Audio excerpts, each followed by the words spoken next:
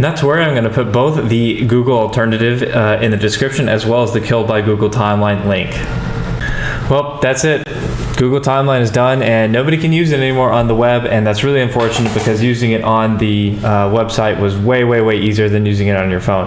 On the website it was extremely convenient because you could just have Google Maps on one screen. If you have two screens, put on Timeline on the other, start copy pasting whatever information you're looking for. Maybe you went to a park back in 2017 or you went to an ice cream date on in 2015. You could copy paste the address from that old Timeline place, put it into Google Maps here. I did this all the time because I was curious what places I stayed at or went to, and it was extremely useful. The reason the phone version is so pitiful and useless is because when you're trying to look at stuff quickly, maybe you went to a baseball game 8 years ago, right? Well, if you're looking for that thing in 2016, not only do you have to select it in there, and it's a lot slower to do that, you have to wait for it to load, which is also slower. You can't copy paste it because copy pasting on a phone is way slower, as we all know.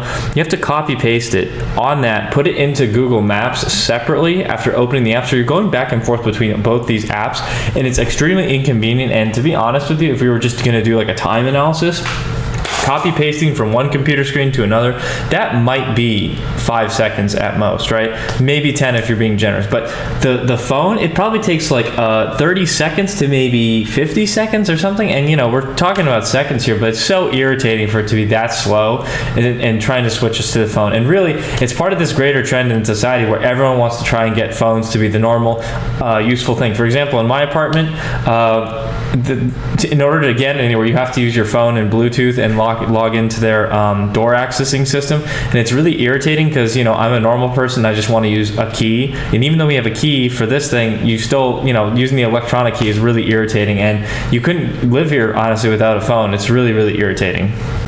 It's interesting, having just looked at all the Reddit complaints we saw together, that there's no videos about Google Timeline ending. It's just a bunch of tutorials and such. If we scroll down here, you can see there's hardly anything on it. It's very incongruent to what we actually just saw on Reddit, right? So it brings the question, is YouTube shadow banning or algorithmically throttling videos that are about Google Timeline ending or criticism like that? It's very within Google's possibility for that to be the case.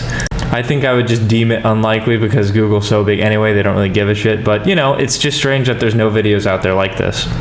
When we look at BitChute and Rumble together, we can actually see there's nothing about it too, go figure, because those are not really Google based. But when we look at Rumble specifically, we can kind of scroll down a little bit, and what else will we expect to see other than Donald Trump floating around in outer space with his hands open, looking like, that's right, Jesus Christ.